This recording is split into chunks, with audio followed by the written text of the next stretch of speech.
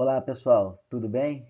Estamos de volta para mais uma videoaula de geografia e hoje com um tema muito importante, que é o das migrações, um fenômeno recorrente agora nesse mundo atual, mas que sempre existiu. E nós vamos trabalhar aí desde a sua origem, de como as migrações ocorreram ao longo da história e como elas vêm ocorrendo nesse mundo globalizado, não é? Nós vamos ver aí como que esse processo migratório tem trazido aí situações muito diversas de problemas relacionados à questão humanitária, que gera aí cenas muito fortes e tristes de pessoas saindo dos seus países de origem e buscando melhores condições em outros países. Então, fiquem atentos, prestem bem atenção, que nós vamos trabalhar aí com esse deslocamento de pessoas pelos territórios. Vamos lá? Muito bem. Então, como eu já antecipei, migrações significa genericamente deslocamento de pessoas entre territórios. Mais adiante eu vou explicar para vocês a diferença do que é migração, emigração e imigração. Mas no momento o importante é nós entendermos o que é a palavra migração, o que significa. Né? Nós estamos trabalhando essencialmente com a migração relacionado às pessoas, à sociedade, tá? Mas a migração é um fenômeno que acontece aí no mundo animal, por exemplo, na biologia. Não é? Então você tem aí, por exemplo, o fenômeno das atividades migratórias de pássaros que saem buscar alimentos e lugares para procriar com melhores condições.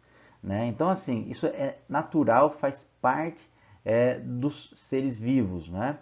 Agora, com nós, seres humanos, Homo sapiens, isso ocorre desde o tempo da revolução cognitiva, né, quando o Homo sapiens começa a ter aí uma forma de linguagem, de comunicação e se desloca pelos territórios. Lembrando que no início da composição do Homo sapiens, da formação do Homo sapiens enquanto sociedade, eles eram nômades.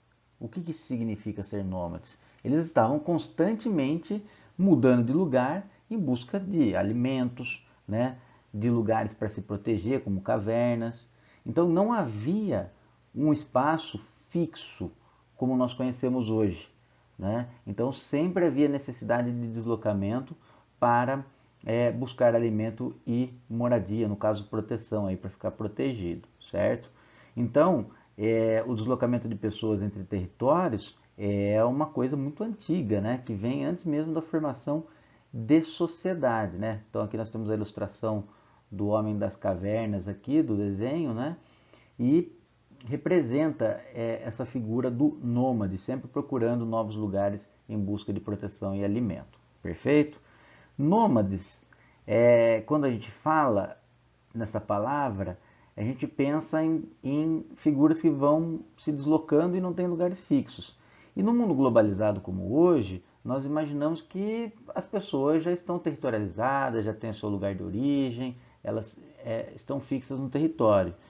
Mas nessa característica tradicional de nômades ainda existem povos de determinados países que não são fixos nos seus territórios, né? Eles são nômades, ou seja, eles ficam se deslocando de acordo com as necessidades de alimentação e de proteção, como era antigamente.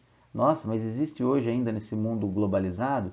Existe, por exemplo, nós temos lá os beduínos, né, que são os povos do deserto na África, eles vão se deslocando com os seus animais, pastoreando para áreas onde vai ter melhor condição para desenvolver a alimentação desses animais e até mesmo da agricultura. Quando chega aí um período que fica difícil, eles vão para outros lugares. Mesma coisa acontece no centro da Ásia, na Mongólia, né? A Mongólia tem também uma população nômade, ou seja, que não fica fixa no seu território. Claro que não todo o país, né? Você tem ali cidades, você tem pontos importantes, mas você tem tribos ali que se deslocam pelo território o tempo todo e não tem o seu lugar fixo, né? Ficam como acampamentos, né? Como era, por exemplo, os ciganos. Né? Os ciganos até hoje espalhados pelo mundo, eles não têm um território fixo. Eles, quando chegam em um determinado lugar, eles ficam por um período, depois vão para outros. Voltando para a Mongólia, Tem um filme muito interessante, anotem aí se vocês puderem assistir, deve ter no YouTube para vocês conseguirem assistir, que chama Camelos Também Choram. É um filme meio cult, mas mostra essa realidade de um menino que vive numa tribo e que quer salvar ali um camelinho que é rejeitado pela mãe por conta desse camelo ter nascido albino. Então é uma história muito interessante. O pano de fundo é esse, né? Ele quer salvar o camelo, mas vai mostrando toda a saga dele em busca de achar veterinário, e aí ele saindo, ele conhecendo a cidade e tal. Então é um filme que vale a pena assistir para vocês perceberem como que é o modo de vida nômade, perfeito? Bom, vamos seguir aí para chegar no processo histórico de entender, enquanto civilização, como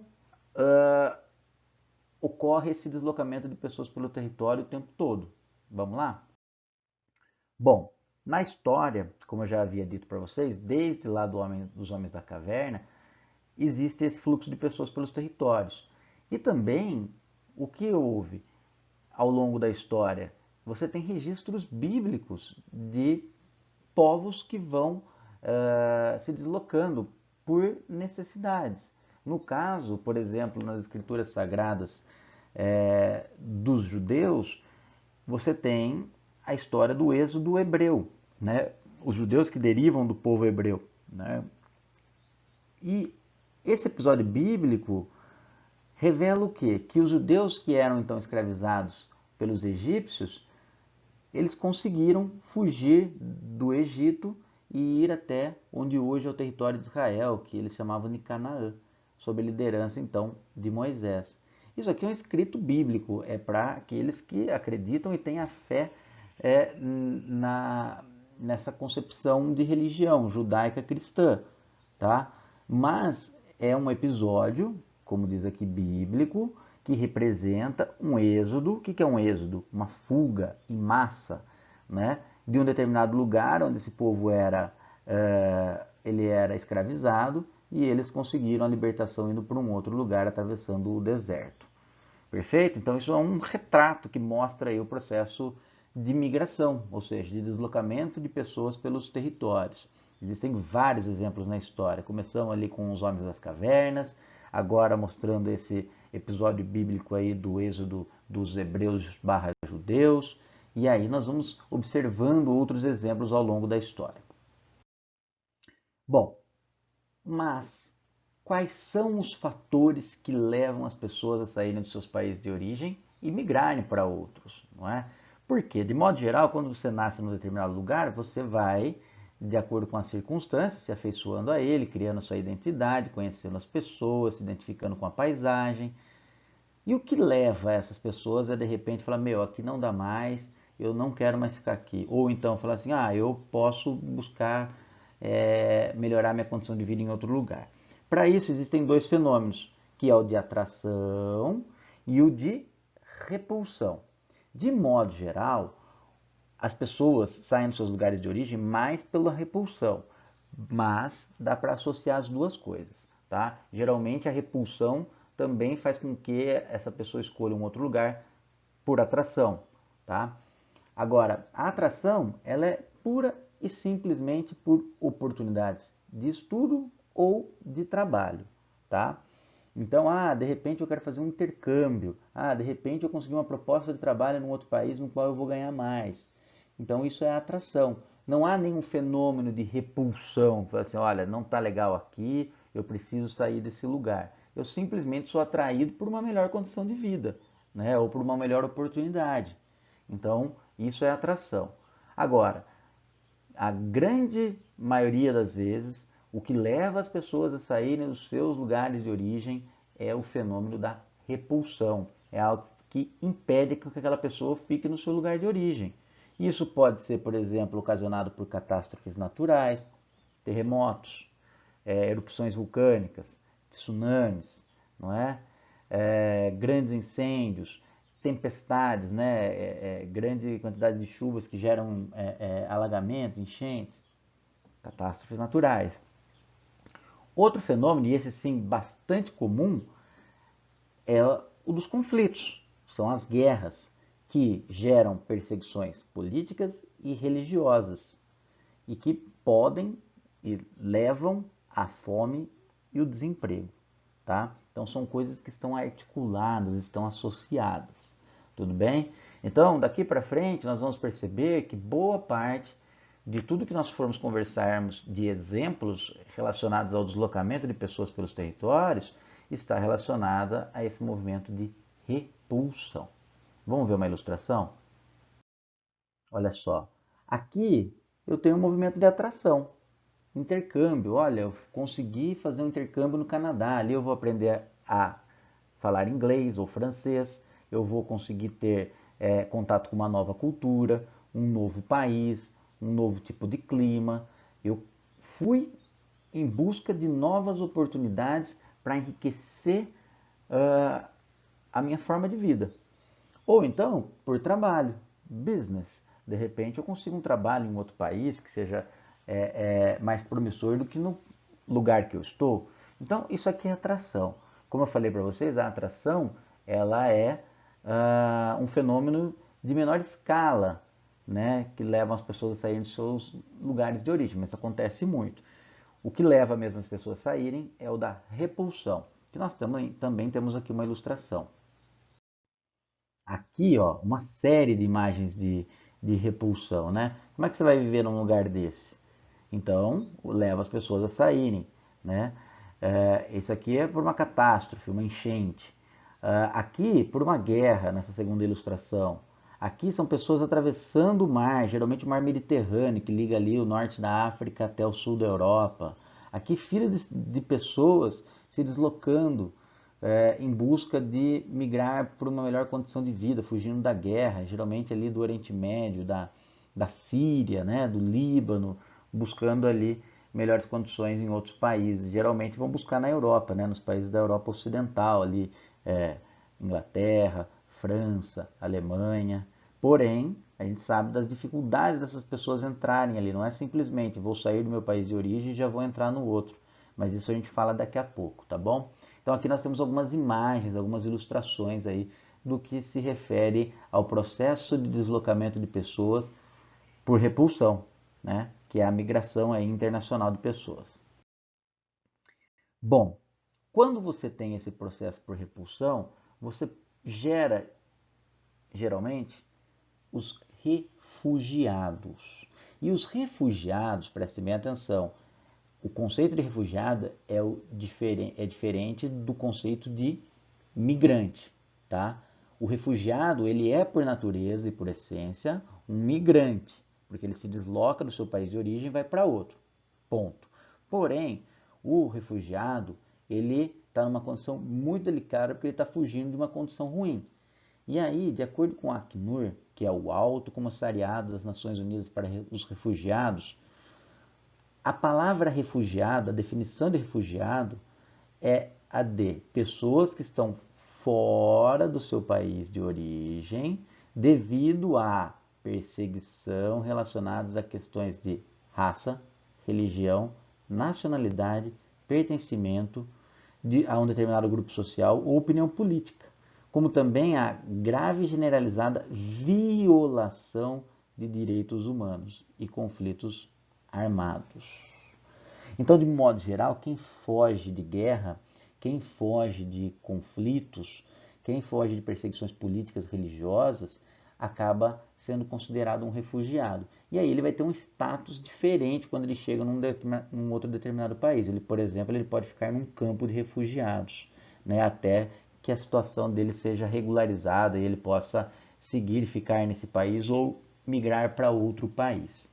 Tudo bem? E nós vivemos hoje uma grande crise humanitária de refugiados.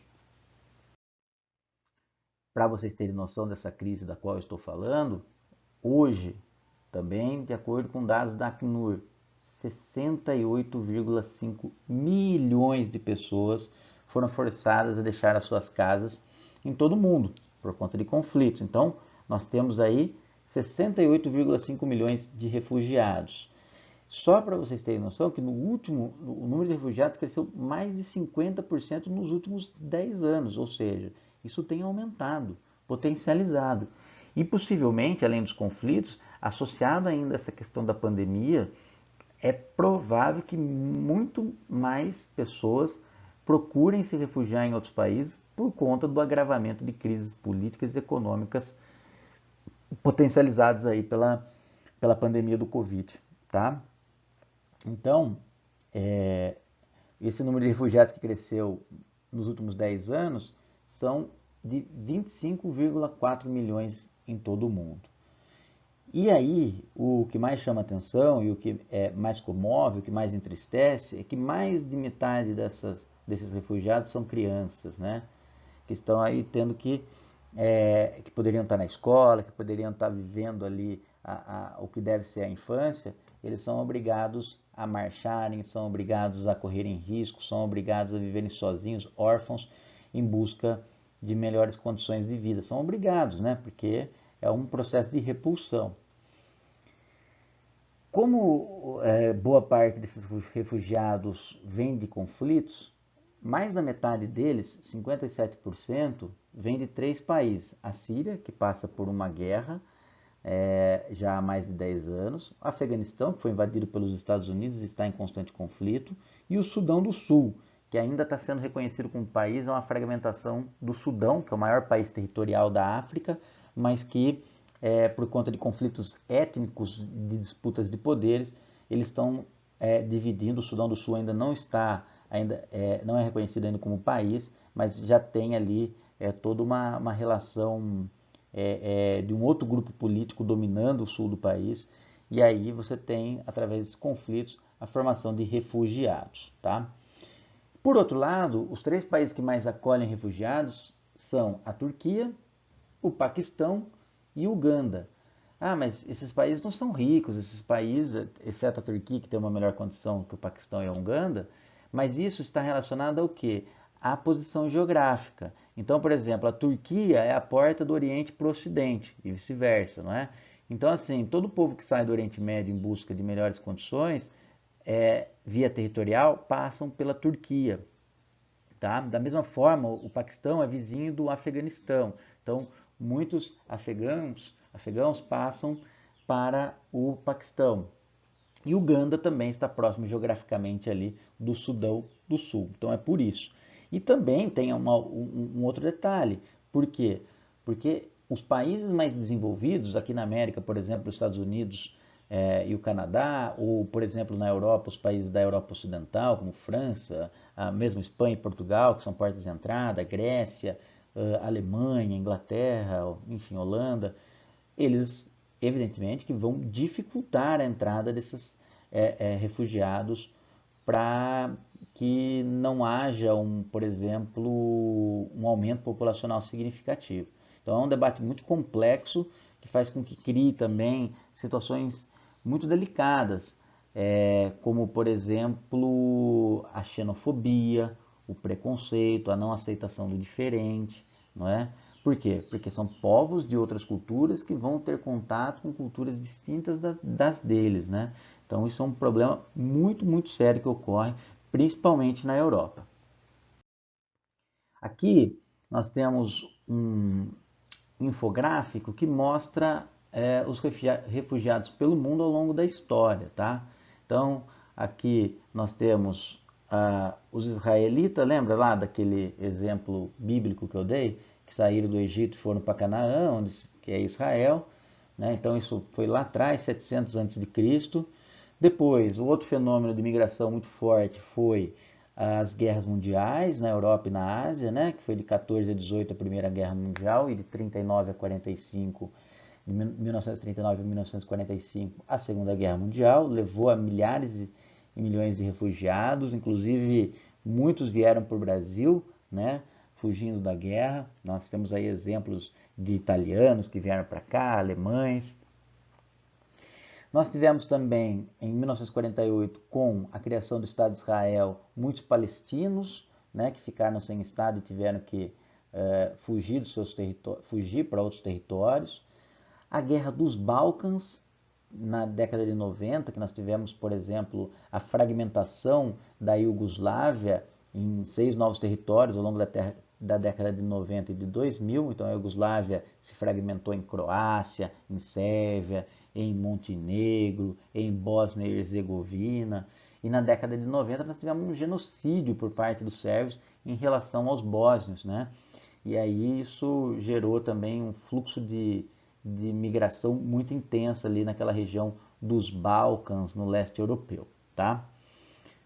Também falamos no slide anterior de que o Sudão é um dos países que mais tem um número de refugiados, né? Então, em Darfur ali você tem um conflito muito forte que gera essa divisão entre o Sudão e o Sudão do Sul. Aqui no Brasil, nós tivemos de 64 a 85 a ditadura militar, que levou a muitas pessoas a se exilarem, né? A fugirem do país. Tanto é que a ditadura tinha o slogan lá, Brasil ame-o ou deixe-o.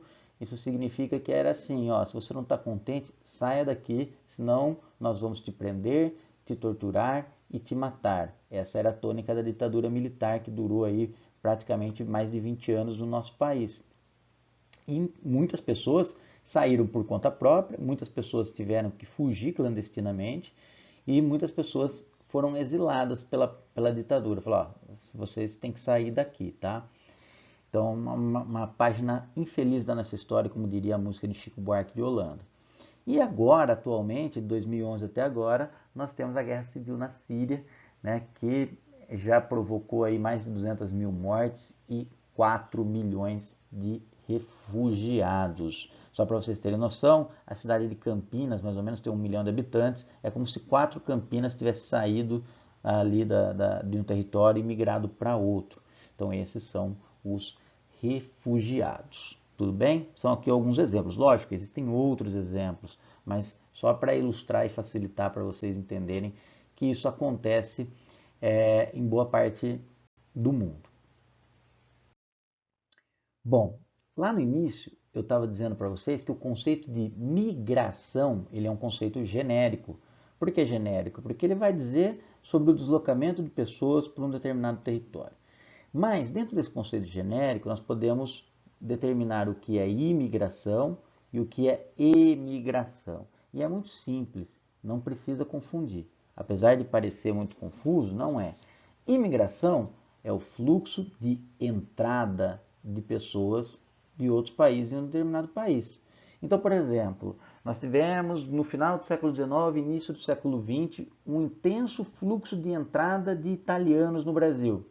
Ora, então eles são imigrantes, né? Porque eles entraram no nosso país. Porém, vai depender do ponto de vista de onde você está localizado. Vamos imaginar que esses italianos que estavam lá no seu país de origem, para os italianos que ficaram lá na Itália, esses que vieram para o Brasil, eles são chamados do quê? De emigrantes. Por quê? Porque é um fluxo de saída do seu país de origem em direção a outro, né? Então, para nós brasileiros, os italianos que vieram para cá no final do século XIX e início do século XX são imigrantes. Para os italianos que ficaram lá no seu país, na Itália, esses que vieram para o Brasil são chamados de emigrantes. Por quê? Porque contabiliza o fluxo de saída. Vamos entender melhor a questão da emigração? Imigração é saída. Então, para ficar claro, é como se, por exemplo, nós temos um amigo que estuda na nossa sala de aula e de repente ele fala, olha, meus pais conseguiram um emprego lá nos Estados Unidos e eu vou ter que mudar com eles lá para Nova York. E aí, então, ele se despede da turma e ele vai embora para os Estados Unidos. Para nós, brasileiros, ele vai ser o quê? Um emigrante, tá? Porém, ele chega lá nos Estados Unidos e para os americanos ele vai ser o quê? Um imigrante. Perfeito? Imigração, fluxo de entrada num determinado país. Emigração, fluxo de saída. Tanto imigração e emigração fazem parte do conceito de migração, tá bom? Então, fiquem atentos aí a essa questão conceitual para usar os termos de maneira correta. Bom, e aí nós temos a imigração ilegal, que é um fenômeno recorrente no mundo atual e que é diferente da questão dos refugiados. Apesar de que esses imigrantes que vão buscar uma melhor condição de vida e de forma ilegal, porque eles entram de maneira irregular no país do qual eles desejam imigrar, eles vão buscar melhores condições de vida porque no seu país a coisa está feia. Crise econômica, crise política, conflito, e nem sempre eles são reconhecidos como refugiados.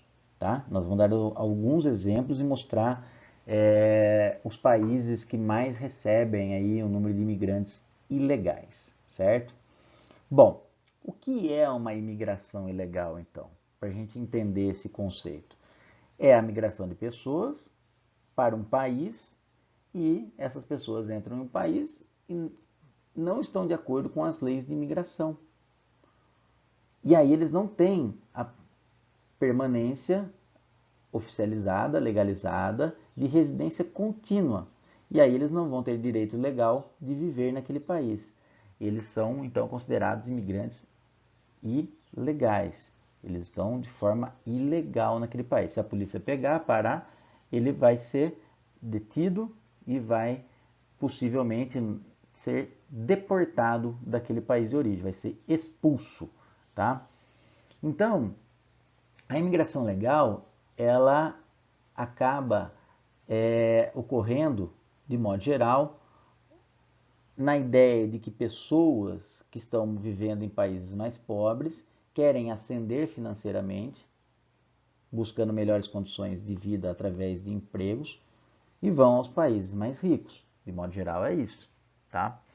Então, é muito comum você ter aqui na América, aí por uma questão geográfica, muitas pessoas querendo ir para os Estados Unidos.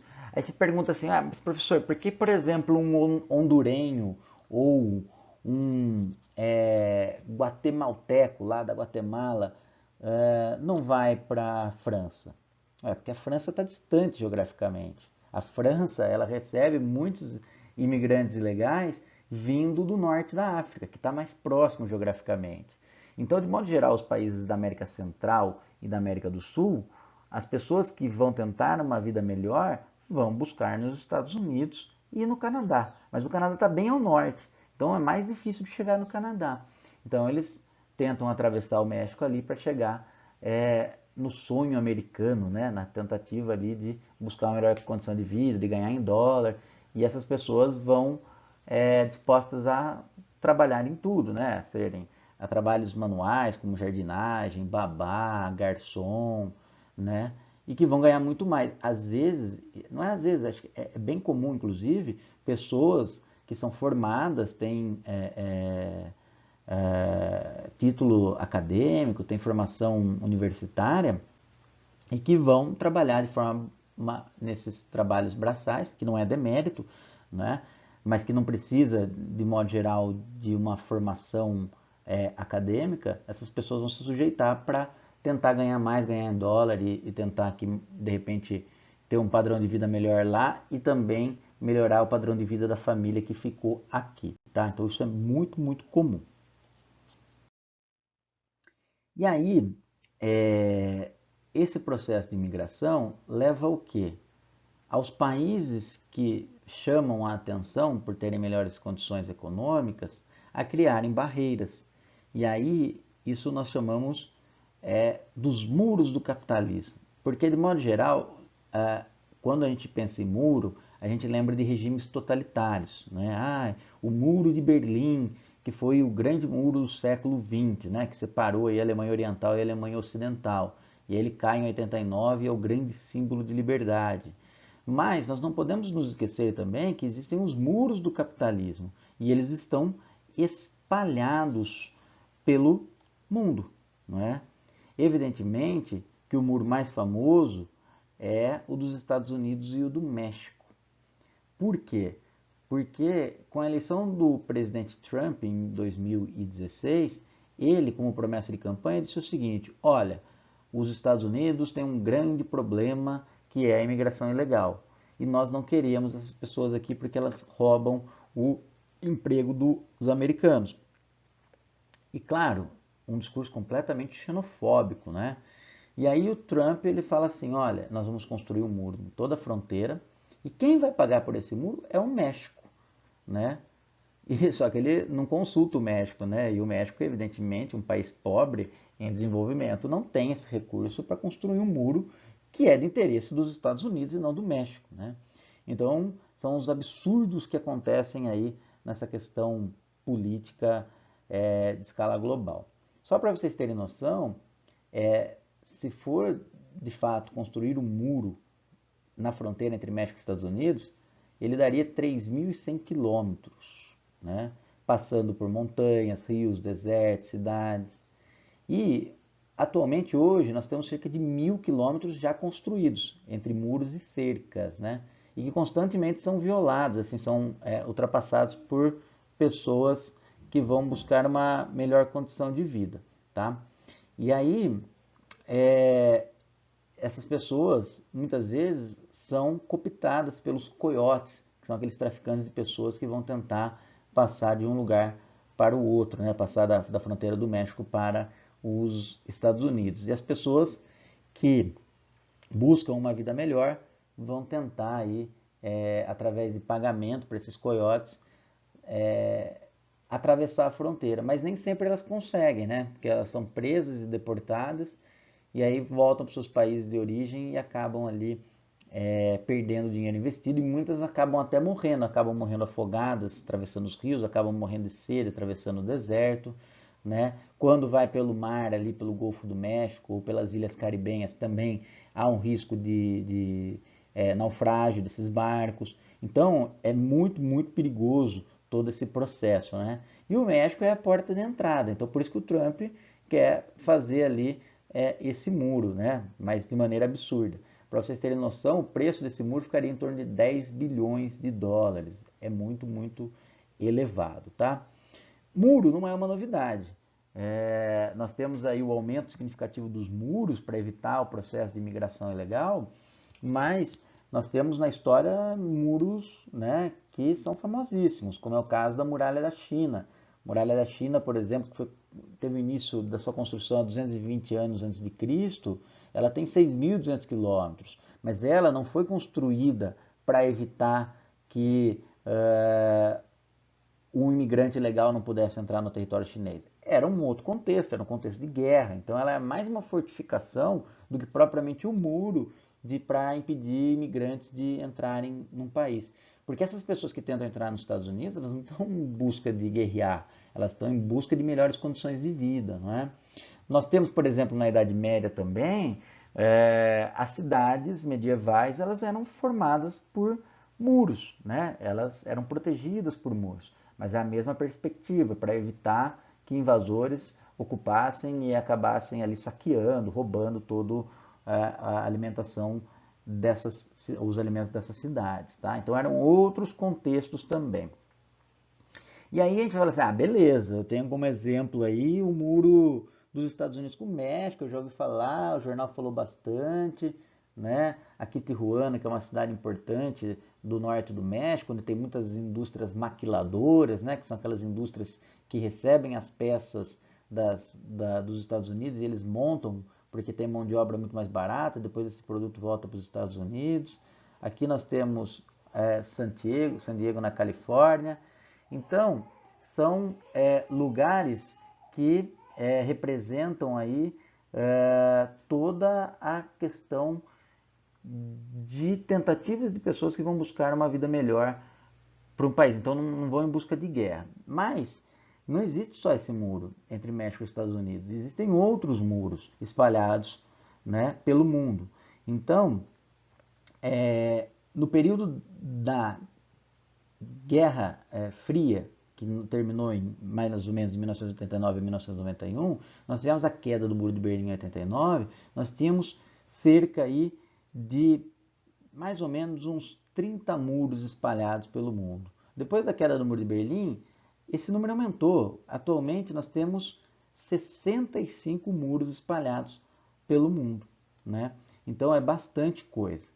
E aqui eu vou exemplificar alguns para vocês, né? Além desse do México e dos Estados Unidos, nós temos também o muro entre Israel e Palestina, que fica na Cisjordânia, tá?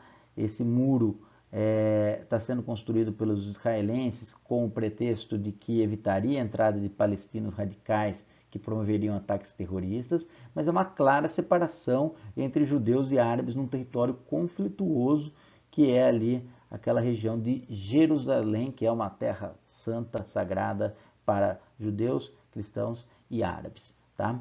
Nós temos também entre Espanha e Marrocos, que é o muro construído ali entre Ceuta e Melilla, que impede que muitos imigrantes saiam do norte da África via Marrocos, via Argélia e possam entrar em território europeu via Espanha, via até ali o sul da França. Então existem esses muros ali nessa região entre o norte da Europa, aliás, desculpa, o norte da África e o sul da Europa, tá? Pelo mar Mediterrâneo. Então aqui nós temos alguns exemplos. Outros exemplos, né, de muros aqui, Estados Unidos e México também, essa imagem é clássica, né? Então você está numa praia aqui nos Estados Unidos, do outro lado é o México, você não consegue passar, né? Porque tem esse muro, é uma coisa bizarra, mas existe, tá aí a imagem comprovando. Olha o tamanho desse muro também, separando aí a região da Grécia com a Turquia, que é o muro de Evros. Lembra lá que eu falei há alguns slides atrás que a Turquia, o elo, é a porta de entrada do Oriente Médio ali para a Europa Ocidental? Então, exatamente, fizeram esse muro para evitar que muitos refugiados de guerra se transformem em imigrantes legais e ocupem aí esse território dos países europeus. Perfeito? Aqui nós temos outros exemplos, né, que se repetem de muros, ó, na praia, né? Aqui pedindo liberdade para a Palestina, aqui pedindo o fim do muro de Evros entre Turquia e Grécia, aqui na Coreia do Norte e a Coreia do Sul, que tem uma fronteira dura, né, entre a Coreia do Norte, que é comunista, e a Coreia do Sul, que é capitalista, é uma guerra técnica, né? Apesar de não haver nenhum conflito armado, mas eles sempre estão em constantes alertas. Então essa fronteira é fechada entre esses dois países. Também tem essa, não é exatamente um muro, mas existe toda ali uma dificuldade de se passar por essa fronteira. Existem prédios ali e com uma segurança extremamente rigorosa para que sul-coreanos não possam ir para o norte e nem norte-coreanos para o sul, a não ser que tenham autorização dos respectivos governos. Bom, e para nós encerrarmos a nossa aula, que nós trabalhamos bastante com essa questão do deslocamento de pessoas, ao fundo vocês ouvem o Pingo fazendo um escândalo aí, meu cachorrinho, eu trago uma indicação para que vocês assistam um episódio dos Simpsons chamado Bem-vindo à Romérica. Aqui eu coloquei a ilustração do Apu, que é um personagem indiano que vive nos Estados Unidos e que o desenho explora ao longo das suas mais de 20 temporadas toda essa relação das diferenças culturais que o Apu tem, né, com o modelo de vida americano. Aliás, os Simpsons é uma sátira do modelo de vida americano. E esse episódio, especificamente Bem-vindo à Romérica, conta um fenômeno que ilustra o processo migratório para os Estados Unidos. Mas é dentro do próprio Estados Unidos, mas com uma referência clara de tudo que vem acontecendo de pessoas que querem ingressar nos Estados Unidos, tá? Então você tem ali uma cidade próxima a Springfield, que é colonizada ali por imigrantes noruegueses, né? E que oferecem o plantio, a cevada, né? Para produzir ali alimentos e que atende Springfield. E essa cevada era feita para fazer o pão, o lanche da lanchonete do Krusty, do palhaço, né? E o Krusty inventa de fazer um hambúrguer vegetariano, né? Ah, com aquela ideia de vida saudável e tal. E aí ele compra dessa cidadezinha a cevada para fazer o hambúrguer. Mas essa cevada ela está com problemas, ela está contaminada. E aí vai lá uma rede de televisão, entrevista lá os agricultores, eles falam, aqui tinha rato, não sei o que tem. De repente, claro, de uma forma bem humorada, né? Eu estou contando só rapidamente para vocês entenderem. E aí você tem o declínio dessa produção, porque ninguém mais quer comprar, e vão todos lá para Springfield. Todo esse povo que morava ali nessa cidadezinha imigra para Springfield, emigra para Springfield. E aí eles começam a trabalhar de serviços braçais. E no primeiro momento todo mundo gosta, né? Porque começa ali a, a fazer serviços de que eles não gostavam. Por exemplo, arrumar o telhado, cortar grama, cuidar do bebê. Então é muito, muito interessante, porque mostra aí o movimento, até agora está gostoso, mas quando começa a aparecer os problemas, como por exemplo, o sistema de saúde começa a ficar inchado, porque as pessoas ficam doentes, e aí eles começam a perceber as diferenças culturais, e começam a falar assim, esse cara aí que está de outro lugar, com outra cultura, veio roubar o espaço na escola, no hospital e etc. E aí começam a surgir as questões de xenofobia, as questões dos preconceitos em relação às diferenças culturais. Depois, no final, os Simpsons sempre arranjam um jeito de ficar tudo legal. Eles, inclusive no fim do episódio, eles constroem um muro para separar as duas cidades e depois eles acabam se entendendo. Então vale muito a pena assistir esse episódio, procurem aí na internet, chama-se Bem-vindo à Romérica. É um episódio dos Simpsons que ilustra 25 minutos, é bem curtinho e vocês vão dar muita risada e uma crítica muito interessante a todo esse modelo de como o americano enxerga aquele que vem de fora, né? Que vem com uma outra cultura. Tá bom, pessoal? Então, ao som do latido do pingo que está ali ao fundo, e depois de ter conversado sobre todo esse fenômeno de deslocamento de pessoas pelos territórios, eu deixo aqui um grande abraço para vocês. Espero que em breve a gente possa estar juntos novamente. Se puderem, fiquem em casa e que as coisas vão voltando à normalidade em breve. É assim que a gente torce, tá bom? Um beijo grande do Louva e até uma próxima.